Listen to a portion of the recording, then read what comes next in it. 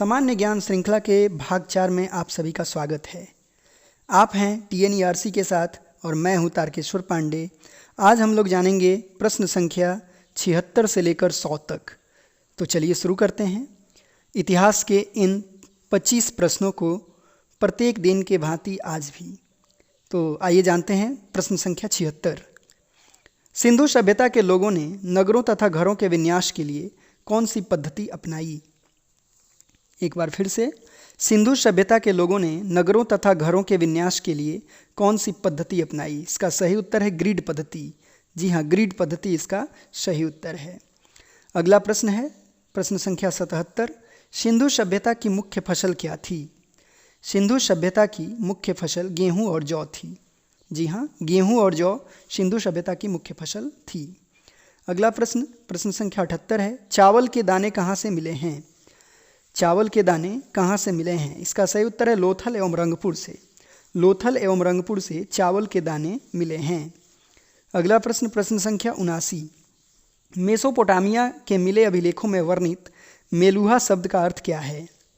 Mesopotamia के मिले अभिलेखों में वर्णित मेलुहा शब्द का अर्थ क्या है? सही उत्तर है सिंधु घाटी सभ्यता। मेलुहा शब्द का अर्थ सिंधु घाटी सभ्यता है। अगला प्रश्न प्रश्न संख्या 80 है। स्वास्तिक चिन्ह किस सभ्यता की देन है? स्वास्तिक चिन्ह किस सभ्यता की देन है? सही उत्तर है हड़प्पा सभ्यता की। जी हाँ, हड़प्पा सभ्यता की देन स्वास्तिक चिन्ह है। अगला प्रश्न प्रश्न संख्या 81 है। हड़प्पा एवं मोहनजोदड़ो को एक विस्तृत साम्राज्य की जुड़वा राजधानी किसने कहा? हड़प्पा एवं मोहनजोदड़ो को एक विस्तृत साम्राज्य की जुड़वा राजधानी किसने कहा? सही उत्तर है पिगट ने। जी हाँ, पिगट ने ही कहा था कि हड़प्पा एवं मोहनजोदड़ो विस्तृत साम्राज्य की जुड़वा राजधानी है। अगला प्रश्न प्रश्न संख्या 82। सिंधु सभ्यता के लोग कैसा बर्तन बनाते थे? सही उत्तर है काले रंग से डिजाइन किए हुए लाल मिट्टी के बर्तन। जी हाँ, सिंधु सभ्यता के लोग काले रंग से डिजाइन किए हुए लाल मिट्टी के बर्तन बनाते थे। अगला प्रश्न है प्रश्न संख्या 83। सिंधु घाटी के लोग किस हथियार से परिचित नहीं थे? बहुत ही महत्वपूर्ण प्रश्न। सिंधु घाटी के लोग किस हथियार से परिचित नहीं थे? सही उत्तर है तलवार से। सिंधु घाटी के लोग तलवार से परिचित नहीं थे। अगला प्रश्न प्रश्न संख्या 84। कालीबंगन का अर्थ क्या है? कालीबंगन का अर्थ काली चूड़ियाँ होता है। जी हाँ, कालीबंगन का अर्थ काली चूड़ियाँ होता है। अगला प्रश्न प्रश्न संख्या 85। सिंधु घाटी सभ्यता में शवों को क्या किया जाता था? सही उत्तर है हड़प्पा में दफनाया जाता था तथा मोहनजोदड़ो में जलाया जाता था। एक बार फिर से, सिंधु घाटी सभ्यता में शवों को क्या किया जाता था? तो सही उत्तर है हड़प्पा में दफनाया जाता था तथा मोहनजोदड़ो में जलाया जाता था। यानी सिंधु घाटी में दफनाने और जलाने दोनों की प्रथा प्रचलित थी। अगला प्रश्न प्रश्न संख्या 86 है। सिंधु घाटी सभ्यता में आग में पकी हुई मिट्टी को क्या कहा जाता था? तो बहुत ही महत्वपूर्ण प्रश्न है ये। सिंधु घाटी सभ्यता में आग में पकी हुई मिट्टी को टेराकोटा कहा जाता था। जी हाँ, इसका सही उत्तर है टेराकोटा। प्रश्न संख्या 87। हड़प्पा का खोज किसने किया?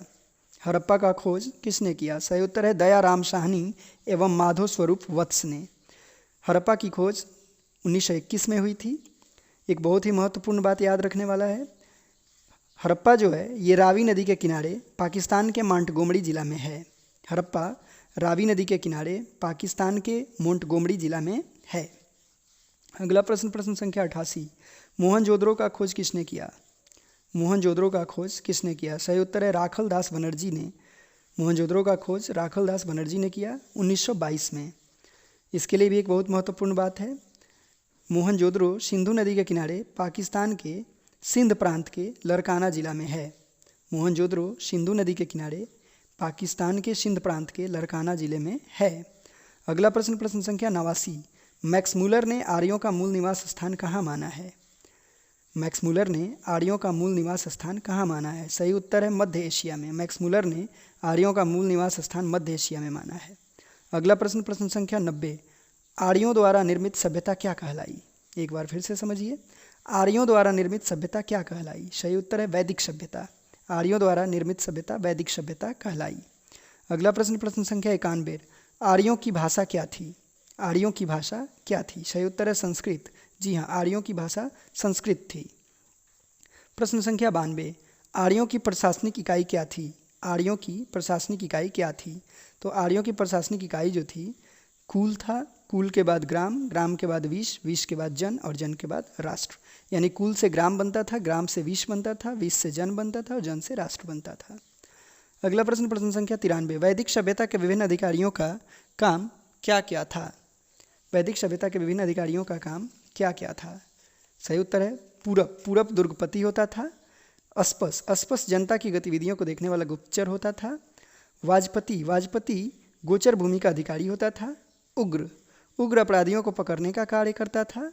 सभा एवं समिति, सभा एवं समिति राजा को सलाह देने वाली संस्था थी। सभा श्रेष्ठ एवं संभ्रांत लोगों की संस्था थी, जबकि समिति सामान्य जनता की संस्था थी। ईशान समिति का अध्यक्ष होता था। और गविष्टि युद्ध के लिए प्रयुक्त शब्द था। गविष्टि जो था ये युद्ध के लिए प्रयुक्त होने वाला शब्द था। अगला प्रश्न, प्रश्न संख्या 94। दशराज्य युद्ध का उल्लेख कहाँ है? दशराज्य युद्ध का उल्लेख कहाँ है? सही उत्तर है ऋग्वेद के 7वें मंडल में। जी हाँ, दशराज्य युद्ध का उल्लेख ऋग्वेद के 7वें मंडल में है।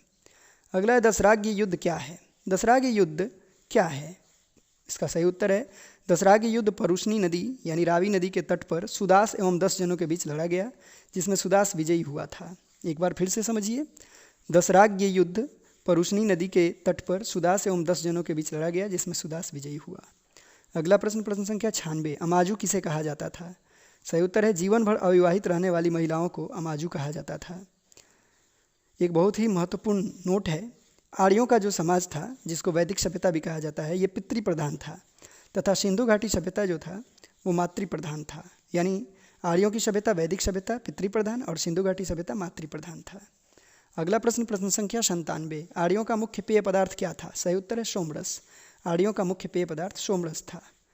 प्रश्न संख्या 98। आर्य कितने प्रकार के कपड़ों का प्रयोग करते थे? सही उत्तर है आर्य 3 प्रकार के कपड़ों का प्रयोग करते थे। पहला है वास, दूसरा है अधिवास तथा तीसरा है उष्णिस। एक बार फिर से जानिए, आर्य 3 प्रकार के कपड़ों का प्रयोग करते थे। पहला वास, दूसरा अधिवास तथा तीसरा उष्णिस। प्रश्न संख्या 99। नीवी किसे कहा जाता था? सही उत्तर है नीवी अंदर पहनने वाले कपड़े को कहा जाता था। नीवी किसे कहा जाता था? नीवी अंदर पहनने वाले कपड़े को कहा जाता था। आज का अंतिम प्रश्न, प्रश्न संख्या 100। आर्यों का मुख्य व्यवसाय क्या था? प्रश्न संख्या 100 है आर्यों का मुख्य व्यवसाय क्या था? इसका सही उत्तर है आर्यों का मुख्य व्यवसाय पशुपालन एवं कृषि था।